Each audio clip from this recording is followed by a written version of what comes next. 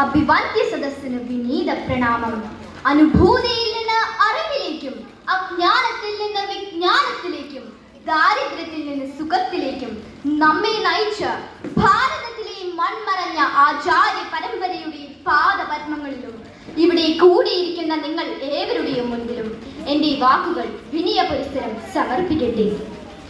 പ്രകൃതി സംഹാര രൂപം പൂണ്ടപ്പോഴുണ്ടായ ദുരന്തത്തിന്റെ നേർസാക്ഷ്യമാണ് വയനാട്ടിലെ ഉരുൾപൊട്ടൽ.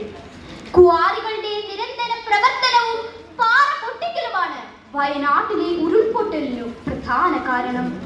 പ്രദേശത്തെ റിസോർട്ടുകളും അനധികൃത നിർമ്മാണങ്ങളും നിയന്ത്രിക്കാൻ ഇതുവരെയും കഴിഞ്ഞിട്ടില്ല. പരിസ്ഥിതി ദുർബല പ്രദേശങ്ങളിൽ ഇപ്പോഴും നിർമ്മാണങ്ങൾ നടന്നുകൊണ്ടിരിക്കുന്നു.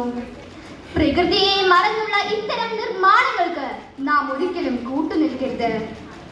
നമ്മൾ പ്രകൃതിയെ സംരക്ഷിക്കാത്തതിന്റെ മറ്റൊരു ഉദാഹരണമാണ് കർണാടകയിലെ ഷിരൂരിൽ നമ്മൾ കണ്ടത്. അശാസ്ത്രീയമായ ആ റോഡ് നിർമ്മാണത്തിലൂടെ ഒട്ടനവധി പേർക്ക് അവരുടെ ജീവനും ആ കുടുംബങ്ങൾക്ക് അത്താണിയുമില്ലാതായി. കടൽ നമ്മുടെ കടലോരത്തിനെ കവർന്നെടുക്കാൻ തുടങ്ങിയിട്ട് മാസം 2 ആയി. ഉരുൾപൊട്ടൽ എന്ന പ്രതിഭാസം ഒരു വാർത്തയല്ലാതായിട്ട് കുറച്ചു വർഷങ്ങളായി. പരിസ്ഥിതിക്ക് നേരെയുള്ള നമ്മുടെ കടന്നുകയറ്റത്തിന് ശിക്ഷകൾ ഏറ്റുവാങ്ങി നമ്മുടെ നാടും ഈ ലോകവും മുന്നോട്ടു പോകുന്നു. ഇനി എത്ര നാൾ? ഇനി വരുന്നൊരു തലമുറയ്ക്ക് ഇവിടെ വാസം സാധ്യമോ? നാം ഒത്തിരി കേട്ടിട്ടുള്ള ഈരടിയാണിത്. നാം ജീവിക്കുന്ന ലോകത്തെ കുറിച്ചുള്ള, പ്രകൃതിയെ കുറിച്ചുള്ള വലിയ ആശങ്കയും ആകുലതയും പങ്കുവയ്ക്കുന്ന വരികളാണിവ. സംതൃപ്തരായ എത്രയോ തലമുറകൾ ഇവിടെ ജീവിച്ചു മരിച്ചു.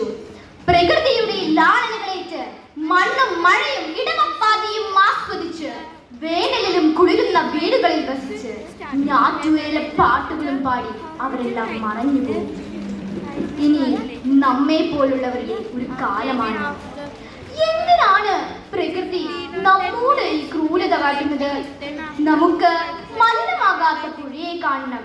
പ്ലാസ്റ്റിക് ഇല്ലാതെ ഊടയും തോടുകളും ഒഴുകണം. എത്ര വെട്ടിപ്പിടിച്ചാലും തൃപ്തരാവാത്ത ചില മനുഷ്യരുടെ ആവശ്യങ്ങളുടെ, അത്യാഗ്രഹങ്ങളുടെ ഫലമായുണ്ടായ ഈ ദുരവസ്ഥ ഇക്കഴിഞ്ഞ തലമുറയും നമ്മളും ഇപ്പോഴും അനുഭവിച്ചു കൊണ്ടിരിക്കുകയാണ്. ഇനിയെങ്കിലും അതിനൊരു മാറ്റം വരണം.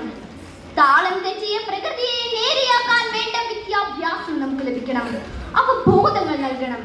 പാഠപുസ്തകത്തിന്റെ താളുകൾ മറിച്ചു പോവുകയല്ല, മണ്ണിലിറങ്ങി അതിന്റെ പച്ചപ്പിനെ സംരക്ഷിക്കുകയാണ് നമ്മൾ ചെയ്യേണ്ടത്. ആർത്തിയുടെ പക്ഷത്തിൽ നിന്ന് ഒരു നാടിനെ തിരിച്ചിറക്കാൻ ഞങ്ങൾക്ക് സാധിക്കും. വിദ്യാർത്ഥികളുടെ കൂട്ടായ്മയും പ്രതിഷേധങ്ങളും വലിയ ആശയങ്ങളും ലോകത്ത് വലിയ മാറ്റങ്ങൾ ഉണ്ടാക്കിയിട്ടുണ്ട്. ഗ്രേറ്റ തുൻബർഗ് എന്ന നോർവേക്കാരി വിദ്യാർത്ഥിയാണ്. മലാല യൂസഫ്സായി വിദ്യാർത്ഥിയാണ്. അമിതമായ പ്രകൃതി ചൂഷണത്തിനെതിരെ ഒരു പ്രതിരോധം സാധ്യമാണ്. സ്വന്തം വീടുകളിൽ നിന്ന് പ്രകൃതി സംരക്ഷണ പാഠങ്ങൾ തുടങ്ങണമെങ്കിൽ ഞങ്ങൾ വിദ്യാർത്ഥികൾക്കാണ് സാധിക്കുക. പ്ലാസ്റ്റിക് ശേഖരിക്കാനും അവ ഹരിതകർമ്മ സേനയ്ക്ക് നൽകാനും ഞങ്ങൾക്ക് കഴിയും. മാറ്റങ്ങൾ ഈ തലമുറയിൽ നിന്ന് ആരംഭിക്കട്ടെ. പിഴച്ചുപോയ ഒരു സമൂഹത്തെ കഥകളിലൂടെയും കവിതകളിലൂടെയും ഉണർത്തി ഒരു വിപ്ലവത്തിന് ഞങ്ങൾ ചുക്കാൻ പിടിക്കും. കാർബൺ പുറംതള്ളുന്ന വലിയ ഫാക്ടറികൾക്ക് മുന്നിൽ ഒരു ചങ്ങലയായി ഞങ്ങൾ മാറും. ക്യാമ്പസ് രാഷ്ട്രീയം എന്നത് വിദ്യാർത്ഥികളുടെ അവകാശ സമരങ്ങൾക്ക് മാത്രമാക്കി മാറ്റാതെ നാടിന്റെ പുരോഗതിക്കും പരിസ്ഥിതിയെ സംരക്ഷിക്കാനുമാക്കി മാറ്റാൻ ഒരു പുതിയ പതാക ഞങ്ങൾ തുന്നുകയാണ്. അതിൽ ഒരു പ്രദേശമല്ല മാതൃക, ഈ ലോകം തന്നെയാണ്. ഇനി വരുന്ന തലമുറകൾക്കായി ഈ അമ്മ ഭൂമിയെ ആരോഗ്യത്തോടെയും സൗന്ദര്യത്തോടെയും നിലനിർത്തുമെന്ന് നമുക്ക് പ്രതിജ്ഞയെടുക്കാം. പ്രകൃതി സംരക്ഷണത്തിന്റെ കരുത്തുറ്റ പാഠങ്ങൾ നമുക്ക് നെഞ്ചിലേറ്റാം. നന്ദി, നമസ്കാരം.